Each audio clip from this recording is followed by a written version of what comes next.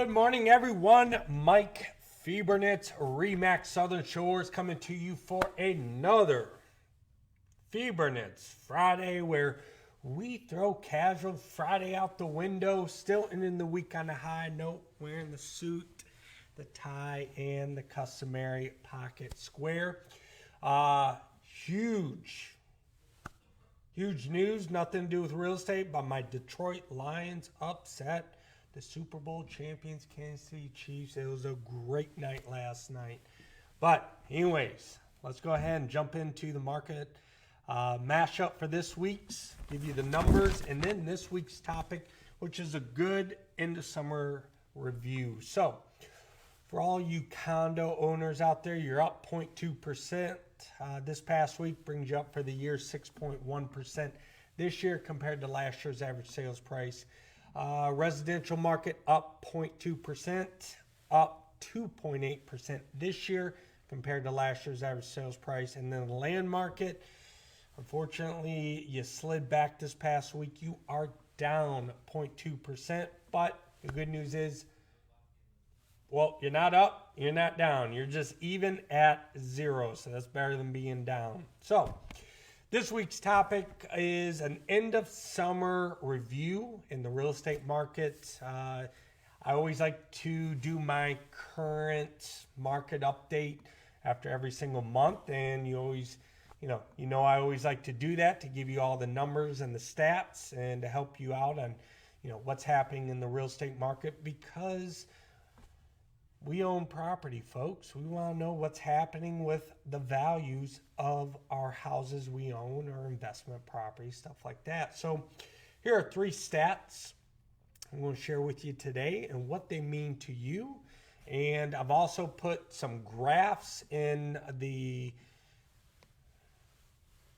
area above the video. I don't know if subject line or the body of this post. So you can click on it. It's interactive. It's live. So you can click on that, see for yourself. So first stat, new listings. So these are new properties that come on the market for sale at the end of August, end of summer, end of August. So historically, new listings start to decline after the summer months. And you can see that in the graph when you go back to 22, 21, and even 2020. It tends to summer and then decrease right after the summer months. Now, this is going to help your values because it means less competition, less options for the buyers to choose from when they go to buy here in the fall and winter. Now, this year's a little different because for this year, we're dealing with a high interest rate, which we haven't seen in a very long time, and an increase in insurance premium. So those 2 factors are really beating up the market on, holding it back from really increasing and jumping to what we really want to do. So let's go on to the second stat. Homes for sale. Again, the graph is in the post up above. This is homes for sale is basically the number of properties that are on the market currently for sale and aren't selling. So today, as of today, we're at the highest number of properties for sale since December of 2020. And that number has been increasing this year, month over month, since February of this year, earlier this year. Now, this isn't going to help homeowners value because more and more properties are basically sitting on the market and buyers aren't buying them. The more properties that sit on the market and the more properties coming on the market and the new listings, that's just more and more properties. But what we really want to see is less homes for sale, less properties, coming on the market, because then that's really going to make the property values jump. So it's kind of doing the opposite of what we want. Third is actually 2 graphs, two factors, and that is pending and closed sales. Now, these are properties that go under contract where a buyer made an offer, seller accepted, and they're in the pending phase.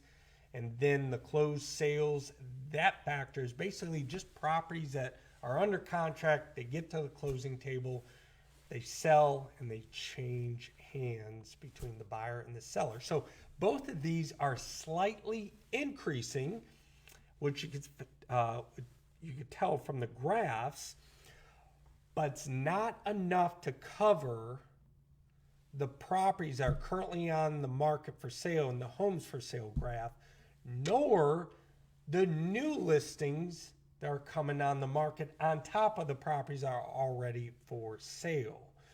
So these two factors, the pending and closed sales, are lagging behind on where they need to be to cover the access properties coming on the market that are new and the current properties that are on the market for sale.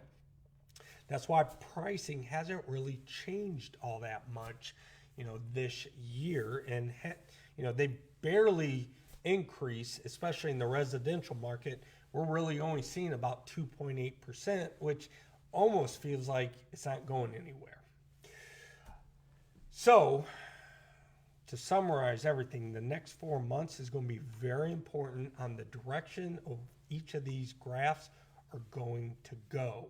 Just simply because I have a feeling where I think the direction of each of these 4 graphs are going to go over the next 4 months because of interest rates and insurance premiums, it's going to put some downward pressure on pricing, and we might start seeing the pricing to decrease some.